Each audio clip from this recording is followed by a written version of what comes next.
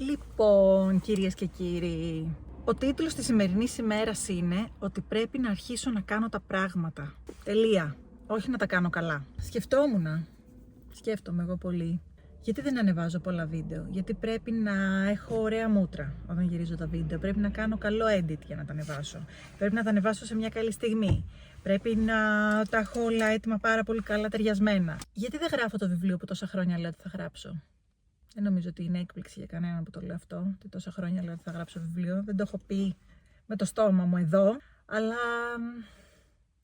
σίγουρα αυτή η σκέψη περνάει από το μυαλό αρκετών ανθρώπων που διαβάζουν πολλά βιβλία. Εγώ γράφω από μικρές ιστορίες. On and off. Σταμάτησα κάποια χρόνια. Το τελευταίο διάστημα το έχω ξαναπιάσει, αλλά ξέρεις, πρέπει να είναι καλό. Δεν γίνεται. Πρέπει να είναι τέλειο. Πρέπει να το γράψω και να είναι το αριστούργημα του αιώνα, όλων των αιώνων. Και μην τυχόν και κάτι δεν είναι τέλειο.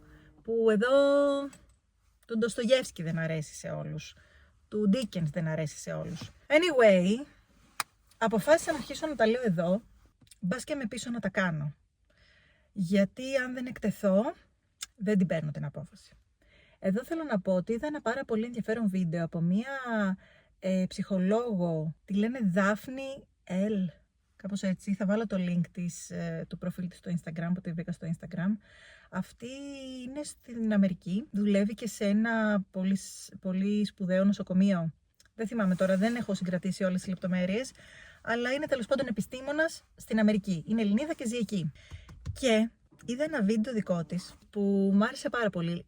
Τα περισσότερα βίντεο της είναι σε... το αποκόλλησα τώρα. Είναι στα αγγλικά. Και έλεγε ότι το πρόβλημα των περισσότερων ανθρώπων είναι ότι θέλουν στα πράγματα να τα κάνουν get things right instead of get things going.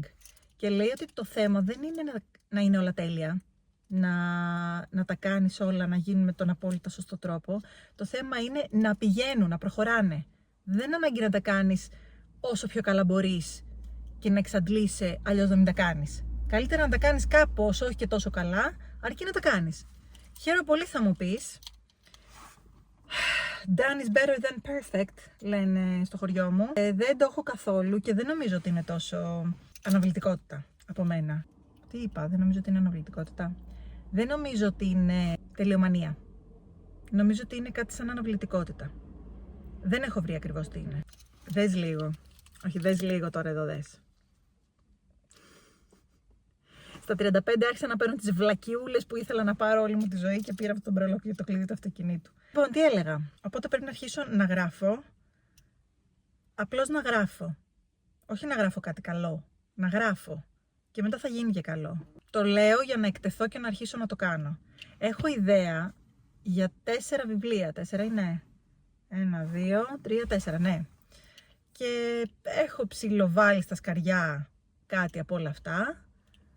Ένα έχει προχωρήσει λίγο παραπάνω από τα υπόλοιπα, αλλά κανένα δεν έχει προχωρήσει σε επίπεδο που να πω ότι το βλέπω κάπως σοβαρά, να το πάω παρακάτω, να το δείξω σε κάποιον, να πάρω μια δεύτερη γνώμη. Ναι.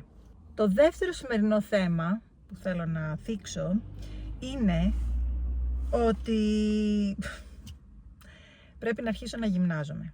Έπαθα μία φλεγμονή στο ισχύο. Φλεγμονή? Ναι, φλεγμονή στο ισχύο. Από μία απότομη κίνηση που έκανα, που εκείνη την ώρα δεν το εκτίμησα ότι είναι κάτι σοβαρό. Και τελικά πονούσα αρκετό καιρό.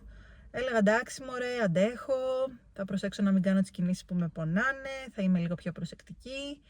Και κατέληξα μετά από μήνες να πάω στο γιατρό, ο οποίος μου είπε να κάνω φυσιοθεραπείες και πήγα στη φυσιοθεραπεία χθες. Και μόλις μ' άγγιξε η φυσιοθεραπεύτρια άρχισα να φωνάζω. Τέτοιο πόνο νομίζω ότι έχω να νιώσω από τότε που γεννούσα. Μιλάμε βογκούσα. Οπότε καλά να πάθω.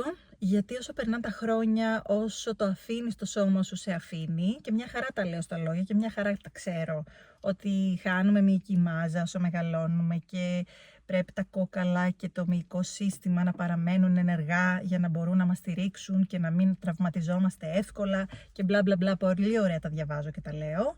Αλλά όταν έρχεται η στιγμή να κάνω γυμναστική, επειδή απεχθάνομαι τη γυμναστική, και όταν είχα κάνει το Body Compass το 2021 είχε πάει πολύ καλά, αλλά ήταν η αναλαμπή που είχε πάει πολύ καλά και μετά δεν μπόρεσα να ξαναβάλω τον εαυτό μου σε ένα σύστημα και σε μία συνέπεια να το κάνω.